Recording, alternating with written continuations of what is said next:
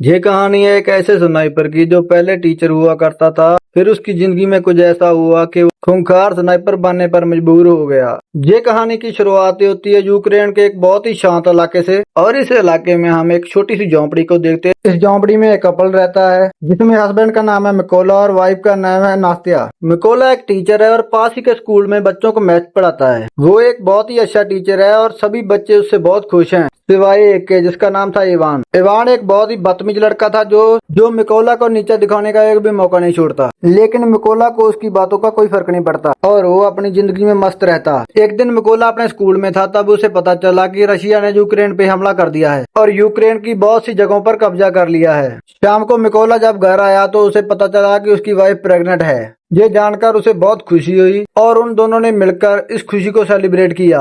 अगले दिन मिकोला अपनी वाइफ को बाय बोलकर अपने काम के लिए निकल गया। लेकिन जब वो रास्ते में था तो उसने दो सैनिकों को देखा। हालांकि उसने इस पर ध्यान नहीं दिया और जल्दी से अपने स्कूल पहुंचा। लेकिन जब वो स्कूल के अंदर आया तो उसे पूरा स्कूल खाली मिला। तभी उसने टीवी पे न्यूज देखी कि रशिया ने उसके शहर पे भी कब्जा कर लिया है। तब उसे एहसास हुआ कि रास्ते में जो उसने सैनिक देखे थे वो असल में रशिया के थे। ये सोचकर उसे अपनी वाइफ की फिक्र हुई और वो फौरन अपने घर की ओर भागा। जब मिकोला घर पहुंचा तो उसने उन दो सैनिकों को देखा जो उसकी वाइफ को बुरी तरह से पीट रहे थे। उसने अपनी वाइफ को बचाने की कोशिश की तो उन सैनिकों ने उसकी भी धुलाई कर दी। तब मिकोला ने उनसे रिक्वेस्ट की कि वो लोग उसकी वाइफ को ना मारें क्योंकि वो प्रेग्नेंट है। लेकिन इन सैनिकों ने उसकी एक नहीं सुनी और थोड़ी धुलाई के बाद उन्होंने मिकोला के घर की तलाशी ली और उसे आग के हवाले करके वहां से जाने लगे। अपने घर को जलता देख नास्तिया गुस्से से लाल हो गई और एक पत्थर उठाकर उन्हें मारने की कोशिश की। यह देखकर उन सैनिकों ने गोली चला दी और नास्तिया की मौके पर ही मौत हो गई। अब अपनी वाइफ को मरता देख मिकोला पूरी तरह से टूट गया और फूट फूट कर रोने लगा। ऐसे ही कुछ घंटे बीत गए और दो यूक्रेनी सैनिक उनके पास आए। उन्होंने उसकी पहचान की और एक कब्र खोदकर नास्तिया को दफनाने में उसकी मदद की। नास्तिया की मौत के बाद मिकोला बिल्कुल बिखर चुका था। अब ना तो उसके पास घर था ना ही कोई फैमिली। मिकोला बदले की आग में जल रहा था। अब उसे हर हाल में उन सैनिकों को खत्म करना था और यही सोचकर उसने यूक्रेन की आर्मी में शामिल होने का फैसला किया। उसके बाद ये दोनों सैनिक मिकोला को लेकर अपने बेस पे आए। जब उनके सीनियर ने मिकोला को देखा तो वो काफी नाराज हो गया। उसने फौज में भर्ती करने से मना कर दिया। उसे डर था कि मिकोला कहीं कोई जासूस ना हो। जहाँ मिकोला ने उसे पूरी बात बताई और यकीन दिलाया कि वो रशियन सैनिकों को मारकर अपने देश को आजाद करवाना चाहता है। ये सुनकर कर्नल ने उसे एक मौका देने का फैसला किया और अगले दिन से ही उसकी ट्रेनिंग शुरू हो गई। अब क्योंकि मिकोला एक आम इंसान था इसलिए उसे ट्रेनिंग के दौरान काफी मुश्किलें आ रही थी। यहाँ एक साथी ऑफिसर ने मिकोला की मदद की और उसे गन को असेंबल और डीअसेंबल करना सिखाया। कैंप में सभी लोगों को लग रहा था कि मिकोला कभी एक अच्छा सैनिक नहीं बन पाएगा, लेकिन उसने भी हार नहीं मानी और अपनी ट्रेनिंग को लगातार करता रहा। एक रात मिकोला अपने साथियों से कहता है कि वो उसे उसके नाम से ना बुलाएं क्योंकि उसका कोड नेम रेवन है। ये सुनकर सभी हंसने लगे और उसे बताया कि किसी भी सैनिक को कोड नेम इतनी आसानी से नहीं मिलता बल्कि उसे कमाना पड़ता है। हालांकि मिकोला को इन बातों से कोई फर्क नहीं पड़ा और वो अपनी ट्रेनिंग करता रहा। फिर एक दिन मिकोला का सीनियर सभी को बताता है कि हमारे ग्रुप में स्नाइपर की संख्या काफी कम है, हमें इस नंबर को बढ़ाना होगा ताकि हम रशियंस का मुकाबला कर सकें। यहाँ पर सीनियर सभी से पूछता है कि तुम में से कितने लोग स्नाइपर बनना चाहते हैं। ये सुनकर कुछ लोग आगे आते हैं। उनके बीच में मिकोला भी होता है क्योंकि वो भी एक स्नाइपर बनना चाहता था। मिकोला को देखकर उसका सीनियर उसे कहता है कि तुम अभी स्नाइपर बनने के लिए तैयार नहीं हो। तुम तो अभी एक गन को असेंबल और डी असेंबल भी नहीं कर पाते, तो स्नाइपर बनना तो बहुत दूर की बात है। इस पर मिकोला कहता है कि मुझे खुद को साबित करने के लिए एक मौका चाहिए और मैं ये काम सिर्फ 20 सेकंड के अंदर कर दूंगा। और ये सुनकर मिकोला का सीनियर टेबल पर एक बंदूक रखता है और मिकोला को सीधा आगे आने को कहता है। अब मिकोला खुद को साबित करने के लिए अपनी आंखों पर पट्टी बांध लेता है और फटाफट गन को खोलकर फिर से दोबारा जोड़ देता है और इस काम को करने के लिए उसे सिर्फ 18 सेकंड लगते हैं। अब मिकोला की फुर्ती को देखकर सभी उससे काफी इंप्रेस होते हैं और उसके लिए सभी लोग तालियां बजाते हैं। अब उसकी काबिलियत को देखकर उसे भी स्नाइपर ट्रेनिंग में शामिल कर लिया जाता है। ट्रेनिंग के दौरान मिकोला को पुराने मॉडल की गन पकड़ा दी जाती है जबकि बाकी सभी लोगों को मॉडर्न हथियार दिए जाते हैं। ये देखकर मिकोला भी मॉडर्न हथियार की डिमांड करता है, जिस पर सीनियर ये कहता है कि अगर तुम्हें वो गन चाहिए तो तुम्हें खुद को साबित करना होगा। अब मिकोला के पास कोई और ऑप्शन नहीं था, इसलिए उसे जो मिला वो लेकर वहाँ से निकल गया। फिर ट्रेनिंग के दौरान सीनियर सभी को बताता है कि एक स्नाइपर के सामने कोई भी सिचुएशन क्यों ना आ जाए, वो अपनी जगह से 1 इंच भी नहीं हिलता है और अपने टारगेट पर निशाना बनाकर रखता है। इसकी प्रैक्टिस के लिए सीनियर सभी के पास गोलियां चलाता है और जो भी स्नाइपर अपनी जगह से हिलता है उसे इस ट्रेनिंग से बाहर कर दिया जाता है। लेकिन जब मिकोला की बारी आती है तो वो अपनी जगह से 1 इंच भी नहीं हिलता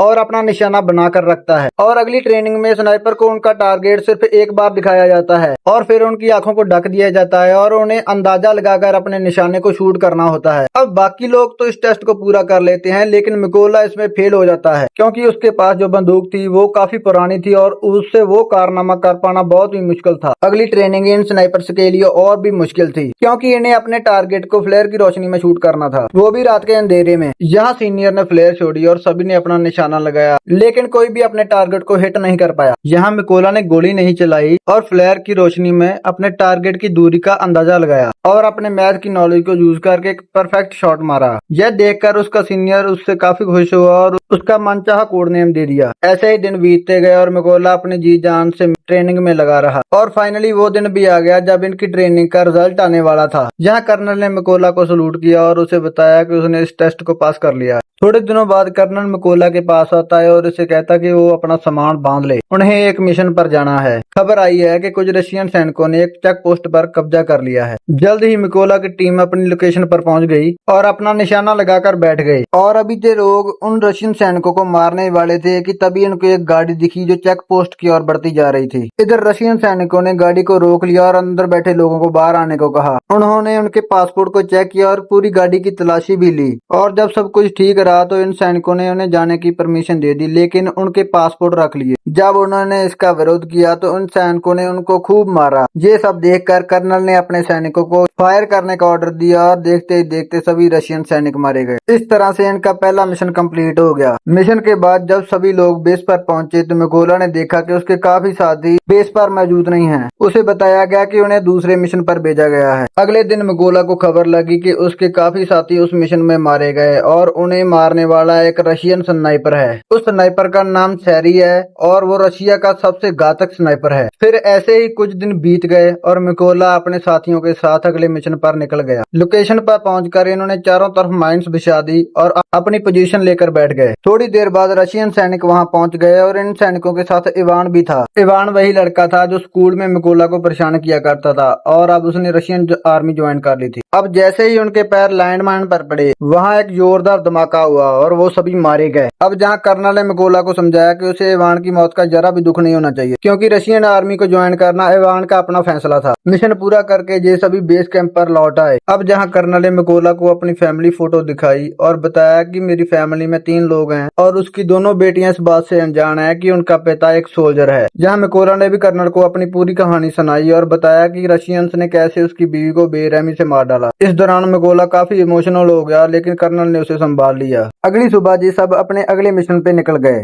ये मिशन काफी इम्पोर्टेंट था क्योंकि इन्हें खबर मिली थी कि जहाँ से रशियन सैनिकों की एक टुकड़ी गुजरने वाली है। कर्नल और मिकोला फटाफट से अपनी लोकेशन पर पहुंचे और अपनी पोजीशन लेकर बैठ गए। थोड़ी देर बाद इन्हें 2 रशियन सैनिक दिखे जो अपनी टीम का इंतजार कर रहे थे। जहां मिकोला ये नोटिस करता है कि उनमें से एक सैनिक वो है जिसने उसकी वाइफ को गोली मारी थी और वो मिकोला के बिल्कुल निशाने पर था। जहां मिकोला ने गोली चलाने की परमिशन मांगी, लेकिन कर्नल ने ऐसा करने से मना कर दिया। अब मिकोला गुस्से से लाल हो रहा था और उसे हर हाल में अपने वाइफ के कातिल को मारना था, इसलिए उसने दोबारा से फायर करने की परमिशन मांगी, लेकिन एक बार फिर कर्नल ने ऐसा करने से मना कर दिया। लेकिन मिकोला के सब्र का बांध टूट गया और उसने गोली चला दी। गोली लगने पर सैनिक की मौके पर ही मौत होगी, पर रशियंस को भी उनकी लोकेशन का पता लग गया। लेकिन इससे भी खतरनाक बात यह थी कि रशिया का सबसे खतरनाक स्नाइपर जो इसका नाम शैरी था वो भी अपनी पोजीशन लेकर बैठा हुआ था और अब उसे भी इनकी लोकेशन का पता लग गया था। कर्नल भी यही बात जानता था कि शैरी कहीं आसपास है। अब वो उसकी तलाश करने लग गया, लेकिन इससे पहले वो उसकी लोकेशन जान पाता शैरी ने उसे हेडशॉट दे दिया और कर्नल की मौके पर ही मौत हो गई। अब मिकोला को समझ आया कि रशियंस को उनकी लोकेशन का पता चल चुका है और कैसे उसकी एक गलती ने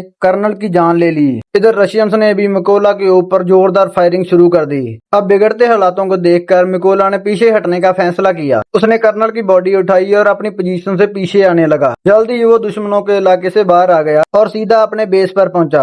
अब मिकोला को कर्नल की मौत का बहुत अफसोस था और वो खुद को इसका जिम्मेदार मान रहा था। जहां उसने कसम खाई कि वो शैरी को मार देगा और कर्नल की मौत का बदला लेगा। जल्द ही मिकोला को 2 रशियन स्नाइपर्स की खबर मिली और फौरन ही वो अपने अगले मिशन पर निकल गया। वो लोकेशन पर पहुंचा और अपना निशाना लगाकर बैठ गया। जल्दी उसने एक स्नाइपर को मार गिराया, पर इस फायरिंग के दौरान एक गोली उसे भी लग गई। लेकिन उसने हार नहीं मानी और जैसे तैसे करके उसने दूसरे स्नाइपर को भी मार गिराया। अब क्योंकि वो काफी घायल था, इसलिए वो एक सीक्रेट बेस पर चला गया और अपनी बॉडी को थोड़ा आराम दिया। इस दौरान उसे आर्मी के मेजर का कॉल आया और उसने बताया कि हमने उसका पता लगा लिया है जिस स्नाइपर ने कर्नल को मारा था। इसके बाद मिकोला अपने बेस पर पहुंचा और मेजर सभी को उस स्नाइपर के बारे में बताने लगे। मेजर बताते हैं कि उस स्नाइपर का नाम सैरी है और वो रशिया का सबसे बेहतरीन स्नाइपर है। सैरी ने यूक्रेन के 6 सबसे काबिल स्नाइपर्स को मार गिराया है, इसलिए हमें उसे हल्के में नहीं लेना चाहिए। मेजर बताते हैं कि सैरी एक ऐसा स्नाइपर है जो आमतौर पर अपनी पोजीशन को चेंज नहीं करता और एक खास लोकेशन पर बैठकर अपने दुश्मनों का शिकार करता है। अब सभी लोग ये प्लान बनाते हैं कि सैरी की लोकेशन पर ये 2 टीम बनाकर जाएंगे। प्लान के मुताबिक इनकी पहली टीम रशियन सैनिकों पर आगे से हमला करेगी और जब वो लोग अटैक में बिजी होंगे तो जो दूसरी टीम पीछे से हमला करेगी। इस भगदड़ का फायदा उठाकर मिकोला बिल्डिंग के अंदर जाएगा और सैरी को मार देगा। पूरी प्लानिंग हो जाने के बाद ये सभी लोग उस लोकेशन की तरफ निकल गए। लोकेशन पर पहुंचकर सभी स्नाइपर्स ने अपनी पोजीशन ले ली और अपना निशाना लगाकर बैठ गए। इधर मिकोला भी चुपके से बिल्डिंग में एंटर हुआ, जहां उसे 2 रशियन सैनिक दिखे। उसने बिना देरी किए उन दोनों को मार डाला और बिल्डिंग में आगे बढ़ गया। इसके बाद उसने अपनी टीम को सिग्नल दिया और सिग्नल मिलते ही उन्होंने सभी सैनिकों को मार डाला। इधर सैरी ने नोटिस किया कि उसका कोई भी साथी उसे रिपोर्ट नहीं कर रहा है। उसे कोई हलचल महसूस हुई, इसलिए वो बिल्डिंग की छत पे चला गया जहाँ पहले से एक स्नाइपर मौजूद था। जब उसने ऊपर जाकर देखा तो वो स्नाइपर मर चुका था। अब सैरी को एहसास हुआ कि उसे यूक्रेन के सैनिकों ने चारों तरफ से घेर लिया है। उसने बेस पर बैकअप के लिए कॉल किया तो बैकअप आने में अभी और 10 मिनट लगने वाले थे। यह सुनकर वो फटाफट से अपनी पोजीशन पर आया और यूक्रेनी सैनिकों को ढूंढने लगा। लेकिन तभी उसे मिकोला का एक खिलौना दिखा जो उसे उसकी वाइफ ने दिया था। अभी सैरी कुछ सोच पाता कि तभी मिकोला ने उस पर हमला कर दिया और चाकू मार मार उसकी जान ले ली। लेकिन इस हाथापाई के चलते बिल्डिंग में दूसरा स्नाइपर अलर्ट हो गया, लेकिन अभी वो कुछ कर पाता उसके पहले मिकोला ने उसके पास एक ग्रेनेड फेंक दिया। इस धमाके में ये आखिरी स्नाइपर भी मारा गया। इधर सैरी की बुलाई बैकअप टीम भी बिल्डिंग तक पहुंच चुकी थी, लेकिन वो इस बात से अनजान थे कि सैरी अब मर चुका है। जब उन्होंने सैरी को कॉल किया तो कॉल मिकोला ने उठाया और कहा कि वो सब मरने वाले हैं, और इतना कहकर उसने ट्रक के ड्राइवर को शूट कर दिया। अब गोली चलते ही रशियन सैनिकों में अफड़ा तफड़ी मच गई और वो सब ट्रक से बाहर कूद गए। लेकिन वो इस बात से अनजान थे कि यूक्रेन के स्नाइपर उन पर घात लगाए बैठे हैं। यहाँ यूक्रेनी सैनिकों ने जोरदार गोलीबारी करी और एक रशियन सैनिक को चुन चुन कर मारा। इस मिशन के थोड़े दिनों बाद मिकोला अपनी वाइफ की कब्र पर गया और उसने उससे जो वादा किया था वो अब पूरा हो चुका है। उसने उन सभी लोगों को मार दिया है जिसने उसकी वाइफ और कर्नल को मारा था। जहां मिकोला ने कसम खाई कि वो अपने देश की आखिरी दम तक सेवा करता रहेगा, और इतना कहकर वो वहां से चला गया। इसी के साथ ये शानदार मूवी यहाँ पे एंड हो गई। लाइक, कमेंट और चैनल को सब्सक्राइब जरूर करें।